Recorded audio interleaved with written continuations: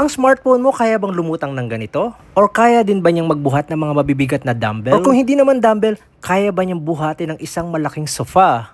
And lastly, kung kaya niya mag-submerge sa water like this. Well, samahan niyo akong i-unbox itong bagong Honor Magic V5. Yes, at in-announce na nga ng Honor ang newest foldable Honor Magic V5 na ilo-launch sa September 5. First time ko makahawak ng foldable ng Honor and I would say na napakagaan niya. As you can see, ang ganda ng material dahil ito pala ay merong improved super steel hinge. Mukhang Honor Magic V5 is setting a new industry benchmark as the world's thinnest foldable and redefining what slim truly means in the foldable category. As you can see, meron dito kasamang case, ang ganda-ganda, ang sleek. At pagdating sa battery at charging, hindi rin siya pahuhuli. Meron itong fast charger at 66 watts. Kaya mabilis ka makaka-charge. Kaya abangan sa September 5 on Facebook account ng Honor Philippines dahil I'm sure marami na naman silang pasabog ng mga freebies. Oh, by the way, here are the colors.